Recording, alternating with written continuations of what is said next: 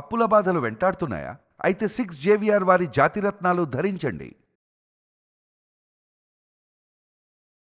నమస్తే, welcome to మనం TV. నేను యాంకర్ సిరి. ప్రస్తుతం మనతో పాటు ఉన్నారు ఆయుర్వేదిక్ డాక్టర్ సుబ్బారావు గారు. డాక్టర్ గారితో మాట్లాడదాం. డాక్టర్ గారు నమస్కారం. డాక్టర్ గారు, ఈ నుంచునే జాబ్స్ ఎక్కువగా ఉన్న, లేకపోతే కంటిన్యూగా సాఫ్ట్వేర్ ఫీల్డ్ లో ఉండి కూర్చొనే ఉంటారు, ఎక్కువ కదలిక ఉండదు వాళ్ళకి.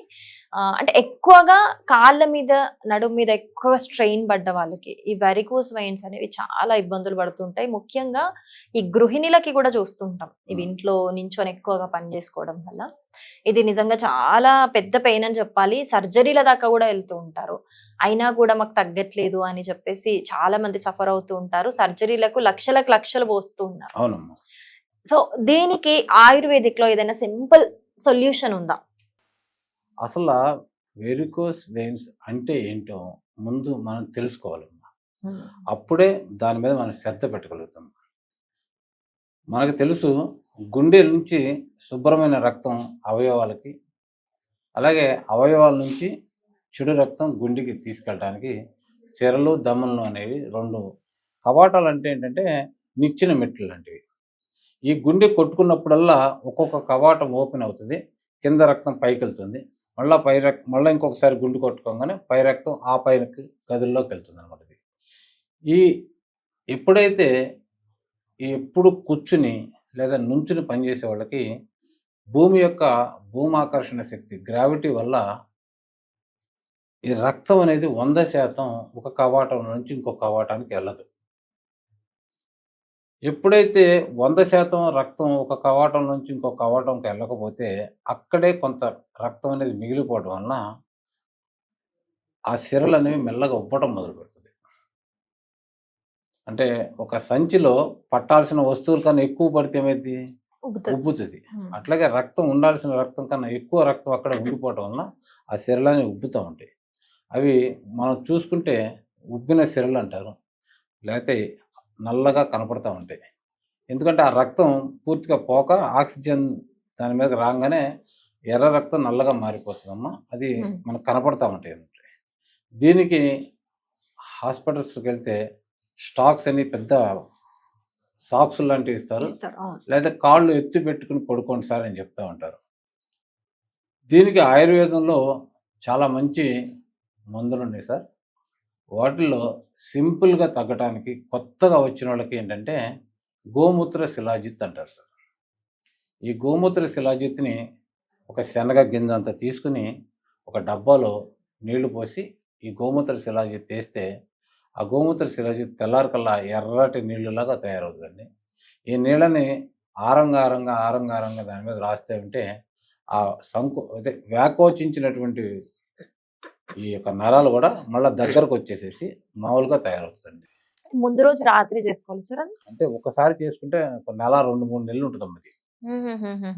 ఒకసారి తయారు చేసుకుంటే అది 2-3 నెలలు ఉంటుంది. అది అయిపోయేంత వరకు మీరు రాసుకోవచ్చు. దాన్ని చెడిపోవటం కానీ ఏముండదండి. దాన్ని అయిపోయేంత వరకు రాసుకుంటూ ఉండొచ్చు. రాసుకుని మనం వాళ్ళు చెప్పినట్టుగానే కొద్దిగా ఎత్తులో కాళ్ళు పెట్టుకుని వాడుతూ ఉంటే త్వరగా తగ్గిపోతాయి. చేతితో రాసుకోవచ్చు, సరిపోతుంది. లోపలికి కూడా తీసుకోవాలనుకుంటే లోపలికి తీసుకున్నా కూడా మంచిదే. 2 బియ్యపు గింజలంత మాత్రమే తీసుకోవాలి. ఇది వేడి చేసే తత్వం ఉంది కాబట్టి 2 బియ్యపు గింజలంత తీసుకుంటే అది మన శరీరంలో దాదాపుగా 40 సంవత్సరాలు ఉంటుందండి. గోమూత్ర శిలాజిత్ ఒక రోజులో 2 రోజుల్లో అయిపోదు. 40 సంవత్సరాల నుండి మన శరీరానికి అది ఎప్పుడు రక్షణ ఉంటుంది. శరీరంలో చిన్న ప్రాబ్లమ్స్ రాకుండా కూడా, మనకి జ్వరాలు లాంటివి కూడా రాకుండా కూడా అది మనకి ఒక ఐరన్ షీల్డ్ మనకు ఉంటుంది. 40 సంవత్సరాలు ఉంటుంది అంటున్నారు, అన్ని తగ్గిస్తుంది అంటున్నారు కాబట్టి మిగతా అన్ని కూడా అటాక్ అయ్యే ఛాన్సెస్ చాలా తక్కువ ఉంటాయి. ఎందుకంటే అమ్మా 40 సంవత్సరాలు ఉండటం వల్ల దానిలో దగ్గర 82 మినరల్స్ ఉంటాయి అమ్మా. గోమూత్ర శిలాజిత్ లో 82 రకాల మినరల్స్ ఉంటాయి. అన్ని రకాల మినరల్స్ అవయవాలకి ఫుడ్ లా పనిచేసి అవయవాలన్నీ కూడా బలంగాను స్ట్రాంగ్ గా ఉంటాయమ్మా. అనారోగ్యానికి గురి కావు. కాబట్టి అవయవాలన్నీ గట్టిగా ఉంటే మన శరీరం కూడా గట్టిగా ఉంటుంది, మన ఆరోగ్యం కూడా గట్టిగా ఉంటుంది. అలాంటి గోమూత్ర శిలాజిత్ని తొందరగా తగ్గాలని మాత్రం ఎక్కువగా తీసుకోకండి. వేడి చేస్తుంది. 2 మినప గింజలంతా లేదా 2 గోధుమ గింజలంతా మాత్రమే తీసుకుంటా ఉంటే రోజు రోజు తీసుకోవాలా సార్ అట్లా? ఇంత కొంచెమైనా? 2 బియ్యపు గింజలంతే, ఎక్కువ తినకూడదు. 2 బియ్యపు గింజలంతా లేదా 2 గోధుమ గింజలంతా తీసుకుంటా ఉంటే అది లోపలే ఉండిపోతుంది. చప్పరించి మింగేయచ్చమ్మా. అది లోపలికి వెళ్ళిపోయి మన శరీరానికి దాంట్లో ఉన్న మినరల్స్ అన్ని మన అవయవాలకి చక్కగా ఉపయోగిస్తుంటుంది. ఇది ఇప్పుడు మీరు వ్యారికోస్ అని చెప్పారు కదా, మిగతా అన్నిటికీ కూడా పనిచేస్తుందని చెప్పారు. నార్మల్ గా నేను యాక్టివ్ ఉండాలి, నేను హెల్తీగా ఉండాలి అనుకునే వాళ్ళు కూడా తీసుకోవచ్చు. ఈ నొప్పులు ఉన్న వాళ్ళు కూడా ఇది రాసుకోవచ్చు. యాక్చువల్లీ పూర్వం ఈ గోమూత్ర శిలాజిత్ అనేది కొండల నుంచి వస్తుందండి. కొండలు వేడికి పగిలిపోయి దాంట్లోంచి వచ్చేటువంటి ఒక నల్లటి ద్రవం. దీన్ని ఎక్కువ పశుపక్షాదులు తింటా ఉంటాయి. దాన్ని సేకరించుకుని పూర్వం కాళ్ళు చేతులు ఇరిగిన వాళ్ళకి కూడా ఇది కట్టేవాళ్ళమ్మా. ఇది రాసి కట్టేస్తే కాళ్ళు చేతులు కూడా అతుకుపోతాయి. అంత పవర్ఫుల్ అండి ఇది. పూర్వం ఈ కోయి వాళ్ళు దీంతోనే వైద్యం చేసుకునేవాళ్ళు. అట్లాగే మన ఇళ్లలో తిరిగేటువంటి చిన్న చిన్న కోళ్ళు, చిన్న చిన్న పక్షులకు కూడా దెబ్బలు తగిలి కాళ్ళు ఇరిగినప్పుడు ఈ గోమూత్ర శిలాజిత్తునే పెడతారమ్మా. పెట్టేసేసి కట్టేస్తే 3వ రోజు 4వ రోజుగా తగ్గిపోతుంటుంది. ఇప్పుడు ఈ వెరికోస్ వెయిన్స్ కి వాడితే మళ్ళీ అవి రిపీట్ అయ్యే ఛాన్సెస్ ఏమైనా ఉంటాయా సార్? పర్మనెంట్ గా తగ్గిపోతుంది ఉండాలంటే చెప్తున్నా కదమ్మా, మనకి రక్తం దాని మీద ఒత్తిడి పడకుండా ఉండాలి, చేసుకోవాలి.